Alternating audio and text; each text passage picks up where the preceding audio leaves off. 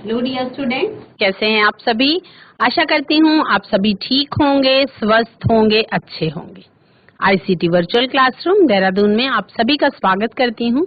मेरा नाम समता है। जैसा कि आप सभी जानते हैं बच्चों, क्लास 12 के बायो में मैं आपकी हेल्प कर रही हूँ।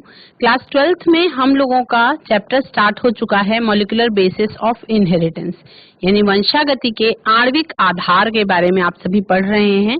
एग्जाम की दृष्टि से भी ये जो चैप्टर है वो बहुत महत्वपूर्ण है, बहुत इम्पोर्टेंट है और इस चैप्टर से काफी क्वेश्चंस भी एग्जाम में पूछे जाते हैं। नीट में बहुत ज्यादा पूछे जाते हैं, आपके बोर्ड एग्जाम में भी इस चैप्टर से काफी क्वेश्चंस पूछे जाते हैं। जैसे मुख्यतः जो पूछे जाने वाले प्रश्न हैं वो है आपका डीएनए और आरएनए में अंतर पूछा जाएगा। तो कुछ इस तरीके के प्रश्न है। प्रश्न किस तरीके के पूछे जाएंगे वो जब आपका चैप्टर कंप्लीट हो जाएगा तो लास्ट में मैं आपको बता दूंगी कि किस किस तरीके के पैटर्न का प्रश्न इस चैप्टर से पूछा जाता है। जैसा कि मैंने पिछले चैप्टर का जब कराया था आपको इनहेरिटेंस ऑफ वेरिएशन और principles of inheritance and variation, ये वाले चैप्टर के सारे क्वेश्चन आंसर्स मैंने आपको पैटर्न वाइज बता दिए थे कि किस तरीके से क्वेश्चंस आपके एग्जाम में पूछे जाते हैं। ये चैप्टर खत्म होने पर भी लास्ट में मैं आपको जरूर बताऊंगी कि किस तरीके के पैटर्न के क्वेश्चंस इस चैप्टर से पूछे जाते हैं। इसमें अगर किसी प्रकार की कंफ्यूजन हो तो आप चैट के माध्यम से बच्चों, हैंड रेज के माध्यम से, दोनों ऑप्शंस आपके पास अवेलेबल है, आप पूछ सकते हैं। और किसी भी तरीके की समस्या होने पर आपको क्या करना है, चैट के माध्यम से बताना है, ठीक है। खास तौर पे ध्यान ये रखना है कि आपका क्लास 12 है तो ये आपका इस बार बोर्ड का एग्जाम होगा। बोर्ड का एग्जाम होगा तो क्या करना है, जो चैप्टर आपको पढ़ते जाना है उसको अच्छी तरह से समझते हुए आगे बढ़ना है और साथ साथ तैयार करते चलना है ना। ऐसा नहीं करना है कि एग्जाम के टाइम तक के लिए आपने पूरा कोर्स छोड़ के रखा कि जब एग्जाम आएगा तब हम जल्दी जल्दी पढ़ लेंगे, क्योंकि ऐसा संभव नहीं है कि जब एग्जाम आए तो आप जल्दी जल्दी पढ़ लें और सारा चीज आपका कंप्लीट हो जाए। तो पहले से आप समझे रहेंगे और जो की पॉइंट्स आपको बताए जाते हैं वो आप नोट जरूर करेंगे ताकि आप एग्जाम के टाइम पे केवल रिवीजन करने से उसको आपको वो एग्जाम में आप लिख सकें। तो आज की क्लास में हम चलेंगे स्मार्ट बोर्ड की तरफ और क्यों डीएनए को जेनेटिक मटेरियल के रूप में खोजा गया है ना, सर्च जेनेटिक मटेरियल की कैसे हुई उसके बारे में हम बात करेंगे। जैसा कि आप स्क्रीन पे देख रहे हैं बच्चों, search for the genetic material यानी कि अनुवांशिक पदार्थ जो है उसकी खोज होने लगी थी। लेकिन आप नीचे कुछ वैज्ञानिकों के नाम देख रहे हैं। इन सारे वैज्ञानिकों के बारे में आपने पिछले चैप्टर में पढ़ा है ना। जो फादर ऑफ जेनेटिक्स कहलाते हैं, अनुवांशिकी के पिता जो कहलाते हैं, वो है ग्रेगर जॉन मेंडल। उनका आपको चित्र दिखाई पड़ रहा है स्क्रीन पर। आपको थॉमस मॉर्गन का डायग्राम मतलब चित्र दिखाई पड़ रहा है, उनका छाया चित्र आपको दिखाई पड़ रहा है, फोटो दिखाई पड़ रही है।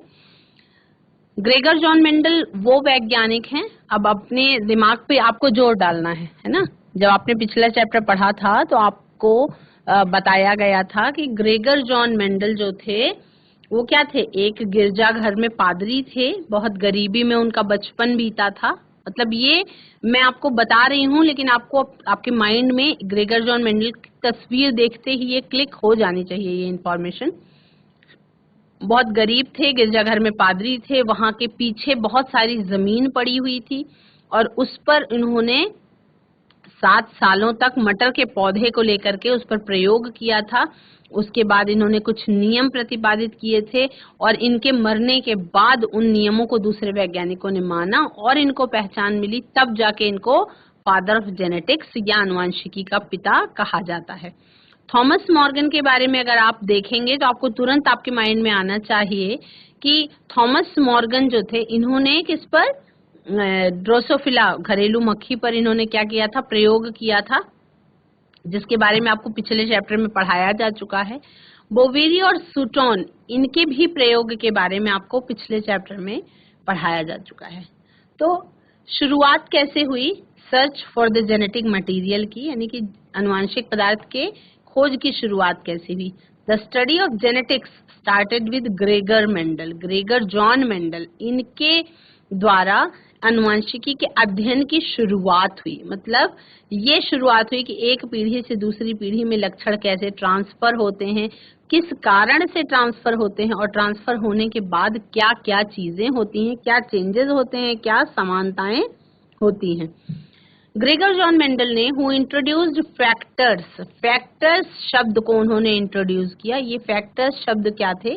फैक्टर्स शब्द थे जो इनहेरिटेंस के लिए उन्होंने प्रयोग किया था। मतलब उन्होंने ऐसा शब्द प्रयोग किया कारक, और कारक कहा गया कि वंशागति का आधार है ना। ग्रेगर जॉन मेंडल को उस टाइम पे ये नहीं पता था कि जीन्स नाम की भी कोई चीज होती है, तो जीन के बारे में उनको नहीं पता था। उन्होंने जिसको हम आज के समय में जीन के नाम से जानते हैं, उस समय पे उन्होंने उसको फैक्टर्स कहा, और उन्होंने कहा कि ये जो फैक्टर्स होते हैं यही वंशागति का आधार होते हैं। इन्हीं के कारण वंश में यानी कि पीढ़ी दर पीढ़ी लक्षणों का ट्रांसफर होता है। बोवेरी और Sutton theory later gave the chromosomal theory of inheritance. उसके बाद में इनके इन प्रयोगों के बाद बोवेरी और सुटॉन नाम के दो वैज्ञानिकों ने मिल करके थ्योरी दी वंशागति के क्रोमोसोमल आधार की, यानी कि गुणसूत्रीय आधार के वंशागति का गुणसूत्रीय आधार, ऐसी थ्योरी उन्होंने दी। और उसके बाद ये सारे प्रयोग निरंतर चलते रहे। The concept of inheritance was understood at the level of chromosomes. अब ये जो वंशागति का कॉन्सेप्ट है, ये जो वंशागति के बारे में समझना है आपको, वो कैसे समझा जा सकता है, उसके लिए आप क्रोमोसोमल लेवल पे जा करके इसको समझ सकते हैं। बाद में क्या हुआ, पहले मॉर्गन आए और मॉर्गन ने लिंकेज और रिकॉम्बिनेशन का कॉन्सेप्ट दे दिया गुणसूत्रीय आधार पर। गुणसूत्रीय लेवल पे यानी क्रोमोसोमल लेवल पे मॉर्गन ने क्या किया, लिंकेज और रिकॉम्बिनेशन, है ना, इसका आधार दिया आपको। तो ये भी क्या था, लिंकेज और रिकॉम्बिनेशन में क्या था, it was taken a step forward in 1926 when experiments were being performed to understand inheritance at a molecular level.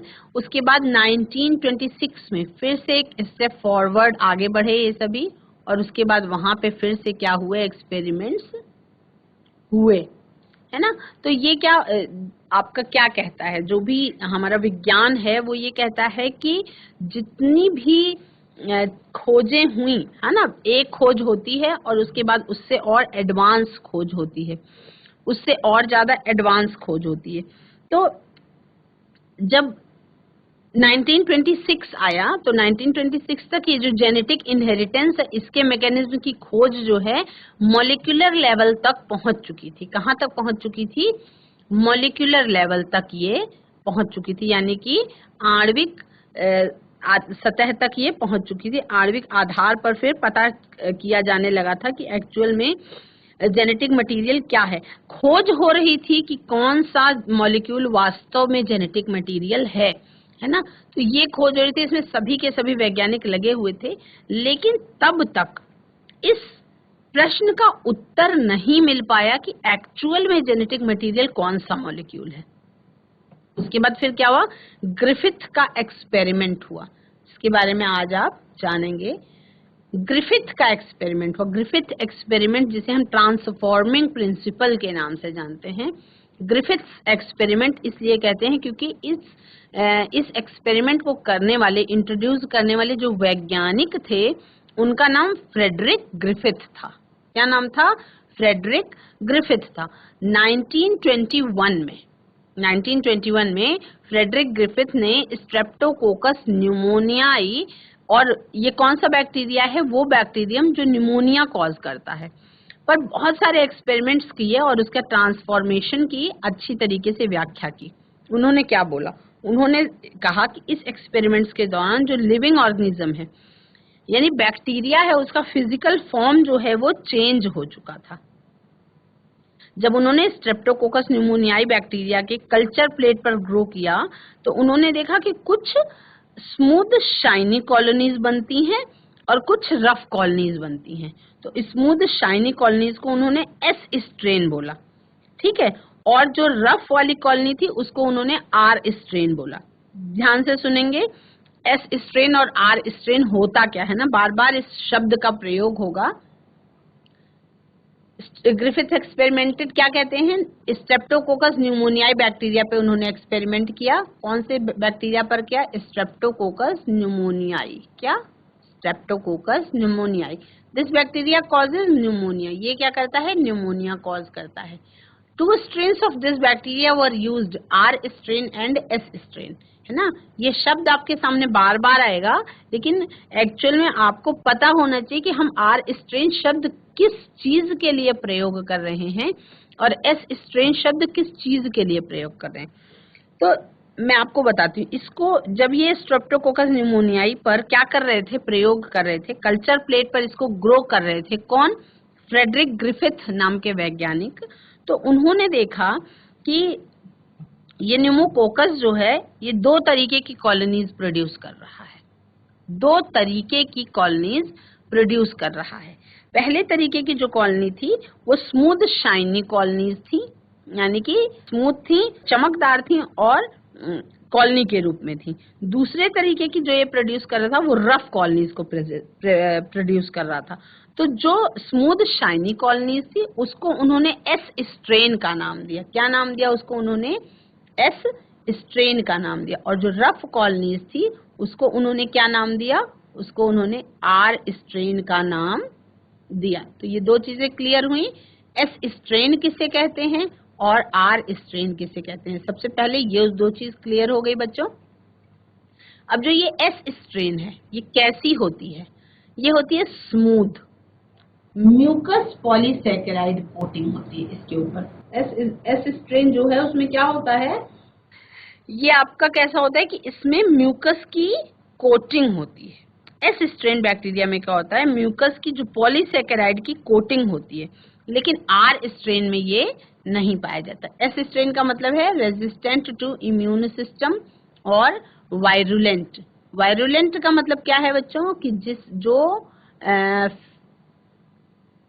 जो इन्फेक्शन क्रिएट करता हो, है ना, जो क्या करता हो, इन्फेक्शन क्रिएट करता हो, वो वायरुलेंट कहलाता है। आर स्ट्रेन का मतलब क्या है, आर स्ट्रेन वो है जिसमें इस म्यूकस वाले कोटिंग की एब्सेंस है, lacks the coat, destroyed by immune system of the host. यानी कि अगर आर स्ट्रेन इंजेक्ट किया गया तब क्या हुआ, इम्यून सिस्टम जो होस्ट का था उसने इस आर स्ट्रेन वाले बैक्टीरिया को क्या कर दिया, डिस्ट्रॉय कर दिया। और नॉन वायरुलेंट का मतलब कि किसी भी तरीके का इन्फेक्शन इससे नहीं हो रहा। क्या हो रहा है, किसी भी तरीके का इन्फेक्शन इससे नहीं हो रहा है। ये क्लियर, सभी बात समझ में आ गई। अब अगर यहाँ तक सभी बच्चों को समझ में आ गया है तो हम आगे बढ़ेंगे। इस पेज का दोबारा से एक बार हम रिवीजन करेंगे। आपको मैंने पहले ही बताया कि जेनेटिक मटेरियल की खोज जब चल रही थी तो ग्रेगर जॉन मेंडल ने, थॉमस मॉर्गन ने, सूटोन और बोवेरी ने, बहुत सारे वैज्ञानिकों ने बहुत सारे प्रयोग किए और उसके बाद उन्होंने ये खोजा कि कौन सा मॉलिक्यूल जेनेटिक मटेरियल है। लेकिन तब तक, जब तक ग्रेगर जॉन मेंडल थे, वो ये चीज साबित नहीं कर पाए, वो ये चीज पता नहीं कर पाए कि कौन सा मॉलिक्यूल जेनेटिक मटेरियल के रूप में आता है।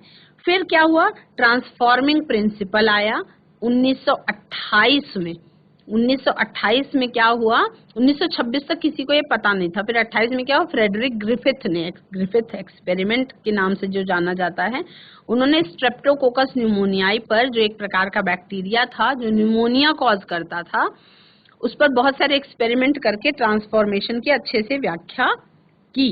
उन्होंने क्या बताया कि ये जो एक्सपेरिमेंट्स मैं कर रहा हूँ इसमें जो लिविंग ऑर्गेनिज्म यानी कि बैक्टीरिया है उसके फिजिकल फॉर्म में परिवर्तन हो गया है। अब जब ये स्ट्रेप्टोकोकस न्यूमोनियाई के बैक्टीरिया को वो कल्चर प्लेट पर ग्रो कर रहे थे तो उन्होंने देखा कि ये जो कॉलोनीज ग्रो हो रही हैं वो दो प्रकार की हो रही हैं। एक तो हो रहा है स्मूथ शाइनी कॉलोनीज जिसे उन्होंने एस स्ट्रेन कहा, एक होती है रफ कॉलोनीज जिसे उन्होंने आर स्ट्रेन कहा। अब एस स्ट्रेन के बारे में आप सभी को पता है कि उस पर एक पॉलीसैकेराइड की म्यूकस की कोटिंग होती है, स्मूथ म्यूकस कोटिंग होती है पॉलीसैकेराइड की, और ये इम्यून सिस्टम के प्रति रेजिस्टेंट होता है। तब इम्यून सिस्टम हमारा उसको मार नहीं पाता है, और वायरुलेंट होता है यानी कि इन्फेक्शन क्रिएट करता है। आर स्ट्रेन के बारे में बात की गई तो क्या पता चला कि इस पे ये जो म्यूकस पॉलीसेकेराइड की कोटिंग है ये एब्सेंट होती है, यानी कि ये प्रेजेंट नहीं होती, ये लैक करती है। ये इम्यून सिस्टम, होस्ट के इम्यून सिस्टम के द्वारा डिस्ट्रॉय कर दिया जाता है, और क्या होता है, नॉन वायरुलेंट होता है, यानी कि ये इन्फेक्शन क्रिएट नहीं कर पाता है, उसके अंदर ये क्षमता नहीं होती है कि वो क्या करे, इन्फेक्शन क्रिएट करे। अब ये कैसे साबित हुआ कि एस स्ट्रेन से मरने का हो जाता है और आर स्ट्रेन से नहीं मरता? ये प्रयोग किया गया चूहे के ऊपर। एस स्ट्रेन कुछ ऐसा स्मूथ शाइनी कॉलोनीज थी और रफ स्ट्रेन जो है आर स्ट्रेन कुछ ऐसा था। ठीक है, अब उसके बाद एक एक्सपेरिमेंट किया गया। The experiment was performed in multiple steps. बहुत सारे चरणों में ये एक्सपेरिमेंट परफॉर्म किया गया है ना। आप देख रहे हैं स्क्रीन पर, ये एक्सपेरिमेंट किया गया। अगर जैसे क्वेश्चन आ जाए कि ग्रिफिथ एक्सपेरिमेंट किस जंतु पर किया गया है ना, तो ग्रिफिथ एक्सपेरिमेंट, जो फ्रेडरिक ग्रिफिथ नाम के वैज्ञानिक थे, उन्होंने एस स्ट्रेन और आर स्ट्रेन को जांचने के लिए प्रयोग किए। तो उन्होंने ये प्रयोग किया चूहों के ऊपर, है ना। उन्होंने देखा कि अलग अलग स्टेप्स में ये प्रयोग करने पर परिणाम कुछ और आते हैं। क्या देखा? The experiment was performed in multiple steps. S strain that is virulent, यानी कि जो इन्फेक्शन क्रिएट कर रहा है, was injected into mouse. It was found that the mouse died of pneumonia. तो क्या देखा गया कि एस स्ट्रेन जो है, जब उसको किसी माउस के अंदर इंजेक्ट किया गया, क्या देखा गया कि एस स्ट्रेन को, जो कि वायरुलेंट था, यानी कि जो इन्फेक्शन वाला बैक्टीरिया था, उसके एस स्ट्रेन को जब किसी चूहे के अंदर क्या कराया गया, इंजेक्ट कराया गया, तो क्या देखा गया? देखा ये गया कि वो माउस जो था वो क्या हो गया था, डेड हो गया था।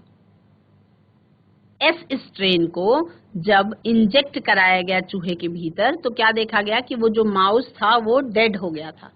मतलब ये साबित हो गया कि ये जो है ये इन्फेक्शन क्रिएट करने वाला स्ट्रेन था। पहली चीज वायरुलेंट था मतलब, और दूसरी चीज क्या था कि इस पर कुछ ऐसी कोटिंग थी जो, अगला देखेंगे आर स्ट्रेन के बारे में जब हुआ है ना, क्योंकि दो प्रकार की कॉलोनीज, स्ट्रेप्टोकोकस न्यूमोनियाई का दो प्रकार की कॉलोनीज जो है वो आई सामने, है ना। एक प्रकार की कॉलोनीज वाला जब स्ट्रेन लिया गया, उसको जब किसी माउस के अंदर इंजेक्ट किया गया, तो वो माउस क्या हुआ, वो डेड हो गया। दूसरे प्रकार का यानी कि रफ वाला स्ट्रेन जो था, आर स्ट्रेन, जो कि नॉन वायरुलेंट था, यानी कि जो इन्फेक्शन क्रिएट नहीं करता था, जो इन्फेक्शन क्रिएट करने में सक्षम नहीं था, उसको वॉज इंजेक्टेड इनटू माउस, उसको भी माउस के अंदर पहुंचाया गया। It was found that the mouse remained alive. क्या देखा गया कि वो चूहा जो है आर स्ट्रेन वाला जिसके अंदर इंजेक्ट किया गया है, वो चूहा जिंदा है ना। वो चूहा कैसा हो गया, जिंदा हो गया। एस स्ट्रेन इंजेक्ट इनटू माइस, तो माइस डाई, और आर स्ट्रेन इंजेक्ट इनटू माइस, तो माइस लाइव। ठीक है, अब ग्रिफिथ ने जब बैक्टीरिया को देखा, गर्म किया, तो उन्होंने क्या देखा कि ये मृत है। इन्होंने ऑब्जर्व क्या किया कि heat killed S strain bacteria को, heat killed S strain bacteria को, यानी एस स्ट्रेन बैक्टीरिया को जब उन्होंने गर्म कर दिया तो वो बैक्टीरिया क्या हो गए, बैक्टीरिया की डेथ हो गई। उसके बाद जब उन्होंने उसको माउस में इंजेक्ट किया तो देखा कि तब मृत्यु नहीं हुई उस माइस की। ठीक है, और हीट किल्ड एस और लाइव आर बैक्टीरिया के मिक्सचर को भी जब इंजेक्ट किया तो माइस की क्या हो गई, मृत्यु हो गई। तो इसको कैसे याद करेंगे, इसको याद करने के लिए आपको सबसे पहले हम देखेंगे कि फ्रेडरिक ग्रिफिथ ने एक एक्सपेरिमेंट किया था, तो उनके सरनेम के नाम पर इस एक्सपेरिमेंट का नाम ग्रिफिथ एक्सपेरिमेंट हो गया। इसमें उन्होंने स्ट्रेप्टोकोकस न्यूमोनियाई बैक्टीरियम पर प्रयोग किया।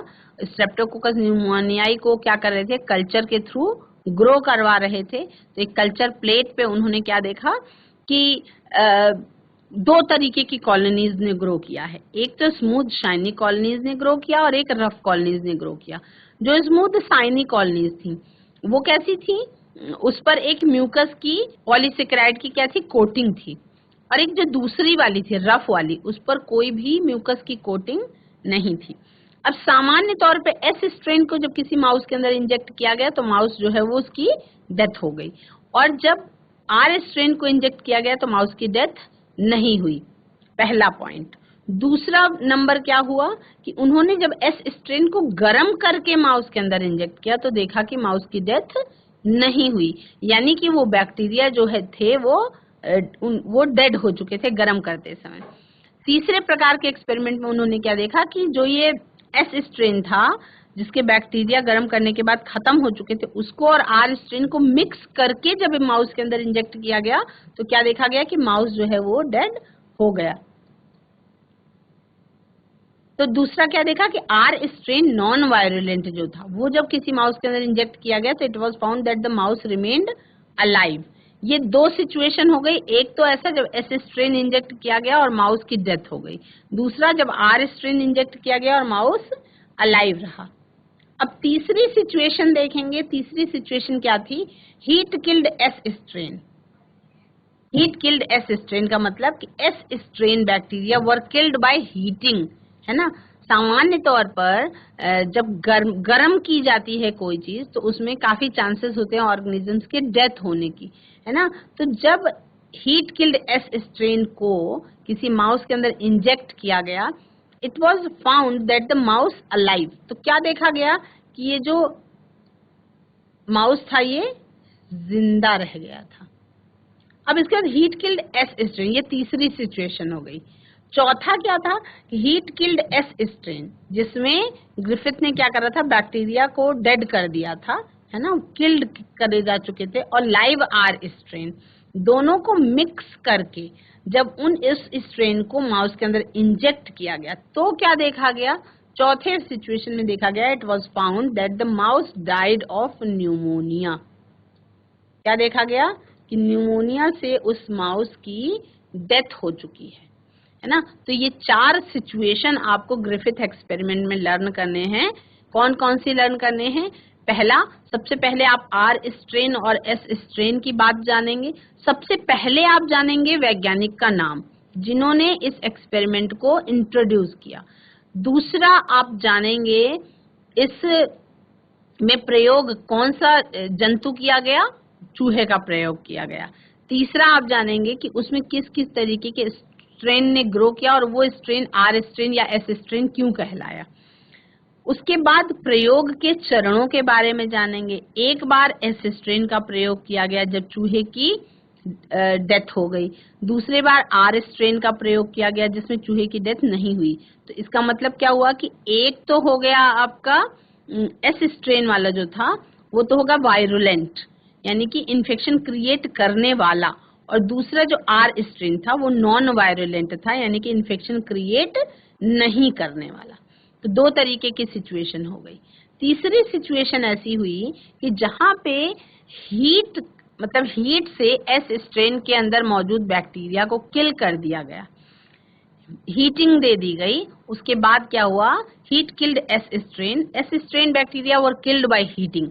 अब हीट देकर के एस स्ट्रेन बैक्टीरिया को किल कर दिया गया। उसके बाद उसको माउस के अंदर इंजेक्ट किया गया तो क्या देखा गया कि वो जो माउस था वो जीवित रहा। चौथी सिचुएशन क्या हुई कि हीट किल्ड एस स्ट्रेन को जब लाइव आर स्ट्रेन के साथ माउस के अंदर शरीर के अंदर इंजेक्ट करा गया तो क्या पता चला? It was found that the mouse died of pneumonia, यानी कि उस समय पता चला कि जो चूहा था उसके अंदर जो न्यूमोनिया था वो फैल गया था और उसकी डेथ हो गई थोड़े समय के बाद। तो ये चार चरणों में ये एक्सपेरिमेंट किए गए थे, इसको आपको अच्छी तरह से याद रखना है। अब ये तो किया गया प्रयोग, लेकिन इस प्रयोग से कुछ निष्कर्ष सामने आए। वो निष्कर्ष क्या थे उसके बारे में हम बात करेंगे। देखिए, उन्होंने क्या करा कि जब उन्होंने गर्म किया एस स्ट्रेन को तो उन्होंने क्या देखा कि heat killed S strain bacteria जो है जब उनको माइस में इंजेक्ट कराया गया तो देखा कि मृत्यु नहीं होती है, और जब हीट किल्ड एस और लाइव आर बैक्टीरिया के मिक्सचर को इंजेक्ट कराया गया तो देखा कि माइस की मृत्यु हो गई। लेकिन इस डेड माइस से उन्होंने क्या किया?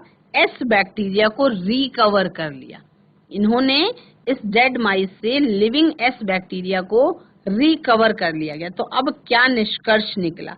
निष्कर्ष ये निकला कि आर स्ट्रेन बैक्टीरिया कुछ ऐसा तरीका होता है, ये हम क्या पढ़ रहे हैं, हम ग्रिफिथ एक्सपेरिमेंट पढ़ रहे हैं जिसे हम ट्रांसफॉर्मिंग प्रिंसिपल कहते हैं। तो अब ध्यान से सुनेंगे। ग्रिफिथ ने निष्कर्ष निकाला कि जो आर स्ट्रेन बैक्टीरिया है वो किसी प्रकार से कुछ ऐसी परिस्थिति आती है कि जो heat killed S strain bacteria है उसके द्वारा ये आर स्ट्रेन बैक्टीरिया क्या होते हैं, ट्रांसफॉर्म हो जाते हैं, यानी चेंज हो जाते हैं। और कुछ transforming principle heat killed S strain से ट्रांसफर हो जाते हैं। आर स्ट्रेन बैक्टीरिया जो है स्मूथ पॉलीसेकेराइड कोट को सिंथेसिस करते हैं और वायरुलेंट हो जाते हैं। यानी कि जो नॉन वायरुलेंट था वो मिक्सचर मिलने पर क्या हुआ, सिंथेसिस भी की उन्होंने और वो वायरुलेंट भी हो गया, यानी कि इन्फेक्शन भी क्रिएट किया। ग्रिफिथ ने पाया that live S strain bacteria could be recovered from the dead mouse। यह है स्टेप 4। उन्होंने क्या देखा, ग्रिफिथ ने ये पाया कि जो लाइव एस स्ट्रेन बैक्टीरिया है, जो heat killed S strain bacteria थे, उनको डेड माउस के शरीर के अंदर से रिकवर किया जा सकता है। तो अब ये समझ में आया कि यदि जीवित बैक्टीरिया रिकवर किया जा रहा है, इसका मतलब कहीं ना कहीं कुछ क्या हुआ है, चेंज हुआ है, कुछ ट्रांसफॉर्मेशन हुई है। तो वो क्या हुआ है? Griffith thus arrived at the following conclusion। तो उन्होंने क्या किया, निम्नलिखित उन्होंने निष्कर्ष निकाले। निम्नलिखित क्या क्या निष्कर्ष निकाले? Something caused bacteria to change from one type to another type. कुछ ऐसी चीज है, कुछ ऐसी परिस्थिति है जो ये डेवलप कर रही है कि जो बैक्टीरिया है वो आर से एस टाइप में बदल जाएगा। ठीक है।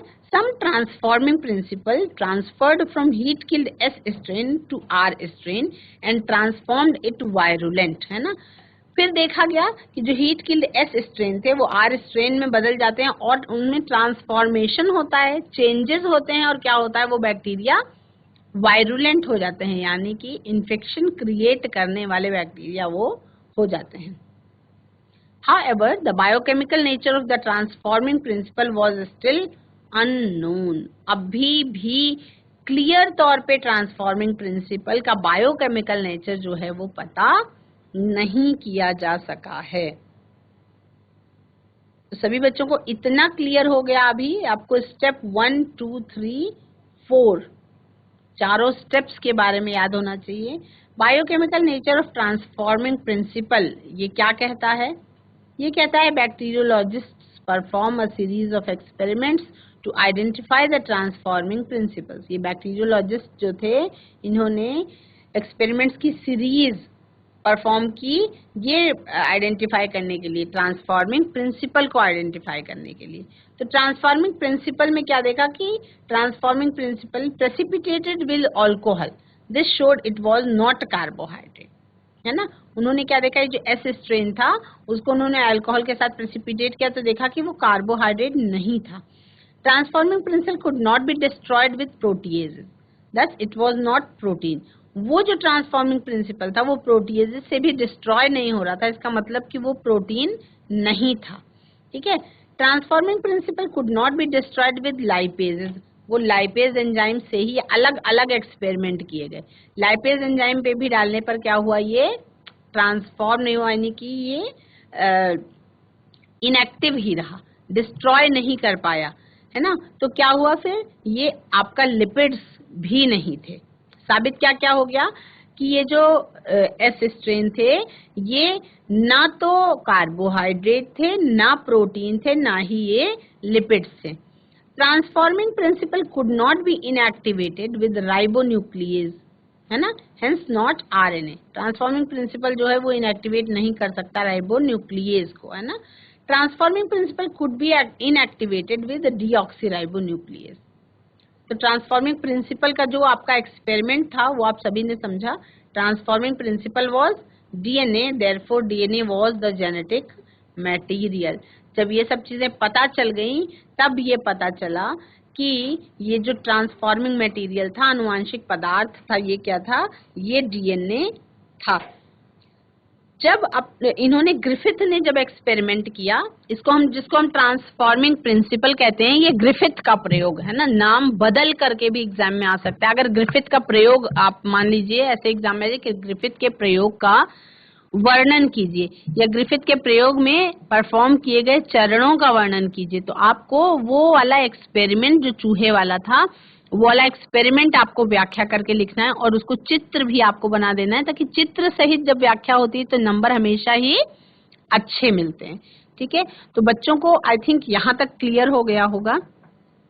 आपने जो एस स्ट्रेन और आर स्ट्रेन वाले बैक्टीरिया की बात करी, उस बैक्टीरिया का नाम क्या था? Streptococcus pneumoniae. क्या नाम था? Streptococcus pneumoniae. अब biochemical nature of transforming principal क्या कहता है? Biochemical nature of transforming principal क्या कहता है? ये कहता है कि जब ये प्रयोग हो रहे थे उसके पहले प्रोटीन को माना जाता था कि ये आनुवंशिक पदार्थ हैं, लेकिन जब ग्रिफिथ का एक्सपेरिमेंट हुआ तो ग्रिफिथ के एक्सपेरिमेंट में ट्रांसफॉर्मिंग प्रिंसिपल के बायोकेमिकल नेचर को डिटरमाइन करने का काम किया। ठीक है, तब क्या हुआ? इन्होंने क्या करा? हीट किल्ड एस सेल्स से बायोकेमिकल्स यानी कि डीएनए आरएनए को प्यूरिफाइड करके देखा कि इनमें कौन सा लाइव आर सेल है जो एस सेल में ट्रांसफॉर्म करने में सहायक होता है। तो इन्होंने क्या पता लगाया कि एस बैक्टीरिया का केवल डीएनए ही आर बैक्टीरिया को ट्रांसफॉर्म्ड कर देता है। अब इन्होंने इस बात का भी पता लगाया कि प्रोटीन डाइजेस्टिंग एंजाइम जो प्रोटीएजेस हैं और आरएनए डाइजेस्टिंग एंजाइम्स जो आरएनएजेस हैं, ये ट्रांसफॉर्मेशन को प्रभावित नहीं किया इन्होंने, इसलिए ट्रांसफॉर्मिंग सब्सटेंस जो है प्रोटीन या आरएनए नहीं थे। तो डीएनए से जो डाइजेशन कराने पर ट्रांसफॉर्मेशन इनहिबिट हो जाता है ना। तो स्पष्ट क्या पता चला कि डीएनए ही ट्रांसफॉर्मेशन के लिए उत्तरदायी है, यानी कि डीएनए ही ट्रांसफॉर्मेशन के लिए जिम्मेदार है। अब इसके बाद ये निष्कर्ष निकला कि डीएनए है जो वही जेनेटिक यानी कि हेरिडिटरी मटेरियल है, लेकिन सभी बायोलॉजिस्ट, सभी जैव वैज्ञानिक जो है इस बात से सहमत नहीं थे। किस बात से सहमत नहीं थे? कि डीएनए ही जो है जेनेटिक मटेरियल है, लेकिन साबित हो चुका था। Transforming principles was DNA, transforming principle was DNA, therefore DNA was the genetic material. तो ये साबित हुआ। सभी देखो, कोई भी चीज होती है बच्चों, तो 100% लोगों को ना तो वो पसंद होती है, ना ही 100% लोग उसको सर्वसम्मति से पास कर देते हैं। तो क्या हुआ कि कुछ वैज्ञानिकों ने ये बोला कि नहीं, ये बात सही नहीं है, लेकिन अंततः ये साबित हुआ कि जो डीएनए था वही जेनेटिक मटेरियल था, है ना। तो ये आपका आज की क्लास में आप सभी ने ये जाना कि जेनेटिक मटेरियल जो है वो डीएनए था। अब इसके बारे में, जेनेटिक मटेरियल डीएनए है, उसके बारे में हम थोड़ा सा आगे अगली सेशन में जानेंगे।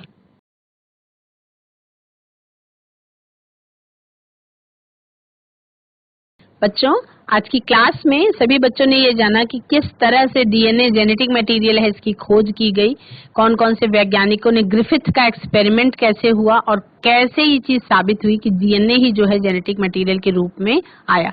इसके बारे में थोड़ा सा और हम जानेंगे अगले सेशन में। आज के सेशन में ध्यान से पढ़ने के लिए, मन लगा करके पढ़ने के लिए आप सभी का धन्यवाद। आईसीटी वर्चुअल क्लास रूप में आप सभी ने ध्यान से पढ़ा, इसके लिए धन्यवाद। That's all for today. Have a nice day. Take care.